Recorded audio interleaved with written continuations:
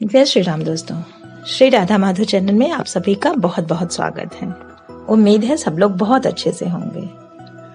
आज मैं भगवान श्री कृष्ण की कुछ लीलाओं का चित्रण करने वाली हूँ, उनके बारे में बताने वाली हूँ। अद्भुत कहानी है। भगवान श्री कृष्ण की मधुर लीलाओं का श्रवण और पठन पाठन भगवत भक्ति तथा भगवत विश्वास का दिव्य स्रोत है। वैसे भी वो अनमोल है, अद्भुत है। फल बेचने वाली पर भगवान श्री कृष्ण की कृपा कैसे होती है, आज उसी के बारे में बताएंगे एक छोटी कहानी के द्वारा। भगवान श्री कृष्ण की लीला विचित्र है। उनकी कृपा कब और किस पर तथा कहाँ हो जाए कहना कठिन है। गोपाल जिसके ऊपर कृपालु हो जाए, फिर उसे संसार के किसी व्यक्ति की कृपा की आवश्यकता नहीं रहती। गोकुल में एक फल बेचने वाली रहती थी, जो फल बेच करके अपना दिन भर मेहनत करती थी, परिश्रम करती थी, और उसके बाद भी मुश्किल से उसे 2 रोटी की व्यवस्था ही उससे कर पाती थी। वह श्री कृष्ण की अनन्य भक्त थी, संतोषी इतनी थी कि वह अपने भगवान से भी अपना दुख नहीं कहती थी। दिन भर श्रम करने पर भी जो कुछ भी रूखा सूखा उससे मिल जाता, भगवान का भोग लगाकर उसी से अपने परिवार का भरण पोषण करती थी। एक दिन वह अपने सिर पर फलों की टोकरी लेकर दिन भर गोकुल की गलियों में घूमती रही, किंतु पूरे दिन में एक भी ग्राहक उसे फल खरीदने वाला नहीं मिला। वह थक हार कर नंद भवन के सामने निराश होकर बैठ गई। वह सोच रही थी, आज पता नहीं किसका मुंह देखकर उठी हूँ। पूरे दिन श्रम करने के बाद भी एक भी ग्राहक नहीं मिला।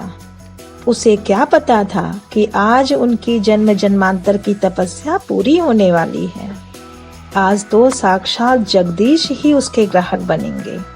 फिर उसे जन्म भर किसी अन्य ग्राहक को ढूंढने की कोई आवश्यकता नहीं पड़ेगी। तो दोस्तों, आइए समझते हैं भगवान श्री कृष्ण ने क्या अद्भुत चमत्कार किया। भगवान श्री कृष्ण भक्त के मन की इच्छा पहले ही समझ जाते हैं।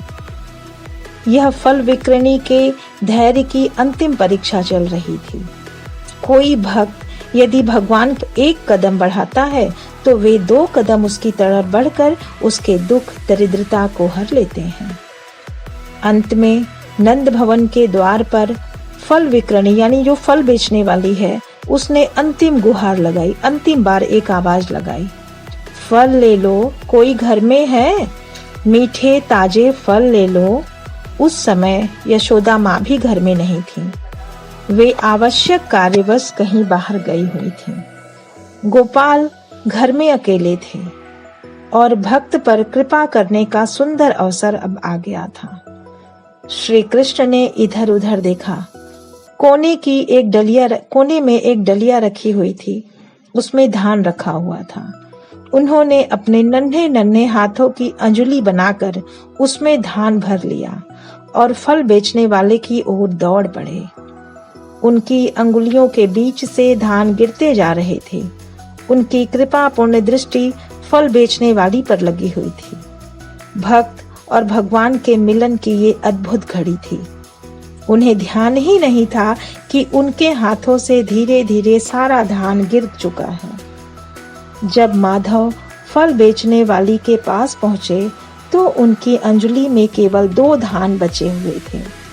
उन्होंने फल बेचने वाली अर्थात फल विक्रयणी के पास पहुंचकर कहा कि यह धान ले लो और बदले में मुझे फल दे दो।